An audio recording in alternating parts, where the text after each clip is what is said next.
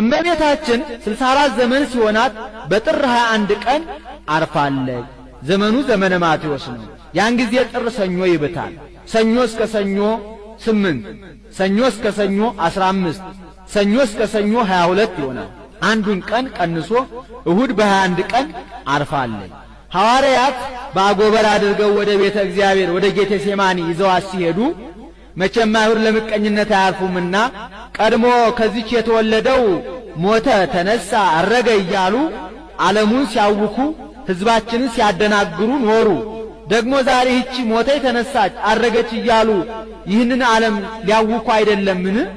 ኑ ናውእያ በእሳት ኑ በእሳት አቃጥለት በእሳት እናቃጥላት ብለው ተሰብስበው መጡ። ታውፋንያ ይለዋል። ጡንቻው የፈረጠመ ደረቱ የሰፋ ቁመቱ የረዘመ ኃይለኛ ነው። ሊያወርድ የአልጋውን ሸንኮር ያዘው። መልአኩ በረቂቅ ሰይፍ ቀጥቶታል። እመቤታችን ከዮሐንስ ጋር ወስዶ በገነት ከዕፀ ሕይወት እግር ስር አኑሯታል። ያንንም ሰው ቅዱስ ጴጥሮስ ጸልዮ አድኖታል። ስለምን ቢሉ ምክንያት ለመንሳት ነው። ሐዋርያትን እንጂ የምንጣላቸው የምናሳድዳቸው እኮ እንዲህ እያደረጉን ነው እንዳይሉ።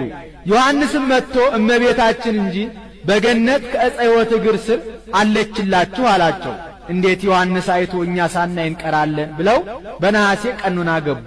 ያን ጊዜ ነሐሴ ጥር በባተበት ሰኞ ይብታል። ሰኞ እስከ ሰኞ 8፣ ሰኞ እስከ ሰኞ 15 ቀን አንዱን ቀን ታግሶ በ14 ቀን እሁድ አምጥቶ ሰጥቷቸው እሁድ ቀብረዋታል። ማክሰኞ ተነስታለች።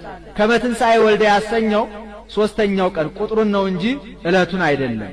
ያን ጊዜ ቶማስ አልነበረም ከሀገረ ስብከቱ። ያን ጊዜ ቶማስ አልነበረም ከሀገረ ስብከቱ ፍንደኬ ሄዶ ነበርና በደመና ተጭኖ ሲመጣ እመቤታችን ስታርግ አገኛት። መላእክት እመቤታችን ናት አትሰግድም እንዴ አሉት። ወፈቀደ ይደቅም ደመናሁ ይላል። ከደመናው ሾልኮ ሊወድቅ ወደደ። ስለምን ቢሉ ተበሳይቶ ነው። ቀድሞ ልጇ ከትንሣኤው ለየኝ፣ እሷ ደግሞ ከትንሣኤዋ ትለየኝ ብሎ እመቤታችንም አይዞ ይህን እርገቴን ያየህ አንተ ብቻ ነህ፣ ሐዋርያት አላዩም እንካ ብላ የተገነዘችበትን ሰበኗን ሰጥታ ሰደደችው። እሱም መጥቶ ከሐዋርያት ጋር ጥቂት ሲጨዋወቱ ቆይቶ የእመቤታችን ነገር እንደምን ሆነ አላቸው። እሷንማ ምን ነው ሞታ ቀብረናት አሉት። መቼ ሞተች? በጥር። መች ቀበራችኋት? በነሐሴ። ሞት በጥር በነሐሴ መቃብር ብሎ ዘበተባቸው። ቅዱስ ጴጥሮስ አንተ ጥንቱን መጠራጠር ልማድ ነው። ቀድሞ የጌታን ትንሣኤ ብንነግርህ በእጄ ካልዳሰስኩ ካላየሁ አላምንም ብለህ እጅህ ከእሳት እንደ ገባ ጅማት እርር ኩምትር ብሎ ነበር። ደግሞ ዛሬ ማን ይናገር የነበረ ማን ያርዳ የቀበረ እንዲሉ አጥበን ገንዘን የቀበርናት እኛ እያለን እንዴት አልሞተችም ትለናለህ? ምን አንተ ብቻ ተጠራጥረህ ትቀራለህ? ሌላውንም ታጠራጥራለህ? ና ላሳይህ ብሎ ወደ መቃብሩ ሄዱ። ወነሳ ምክራዩ ይላል። ደሆን ይዞ ይቆፍር ጀመር። እሱም የሚረታው ነውና ጸጥ ብሎ ይመለከተዋል። ቢቆፍር አጧል። ደነገጡ። እናንተ እኔን አታምኑኝም ብዬ ነው እንጂ እሷንማ ስታርግ እኮ አግኝቻታለሁ እንኩ ብሎ ሰበኗን ሰጣቸው። እነሱም ተቀብለው እውነት ነው በዚህ ነው የቀበርናት ብለው አምነዋል። ያንንም ለበረከት ተካፍለው ወስደው ድውይ ይፈውሱበታል፣ ሙት ያስነሱበታል። ድውይ ሲፈውሱበት ሙት ያስነሱበት ኖረዋል። በዓመቱ ቶማስ አይቶ እንዴት እኛ እርገቷን ሳናይ እንቀራለን ብለው በነሐሴ ቀኑና ሱባኤ ይገባሉ። ዘመኑ ዘመነ ዮሐንስ ነው። ያን ጊዜ ነሐሴ ረቡዕ ይብታል።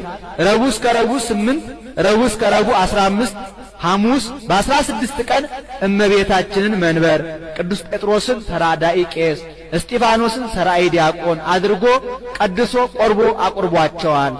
ወተቀረበት በእደ ወልዳ ይላል። እሷም ቆርባለች። ከዚህም በኋላ ለዘጸዋ ስመኪ ወለዘገብረ ተስካረኪ እምህር ለኪ ስምሽን የጠራ ዝክርሽን ያዘከረ ቤተ መቅደስሽን ያነጸ እምርልሻለሁ ብሎ ለእመቤታችን ለዘጸዋ ስመክሙ ወለዘገብረ ተስካረክሙ እምህር ለክሙ ዝክራችሁን ያዘከረ ስማችሁን የጠራ እምርላችኋለሁ ብሎ ለሐዋርያ ቃል ኪዳኑን ሰጥቷቸው ተስፋውን ነግሯቸው ሰማያ ሰማያት አርጓል።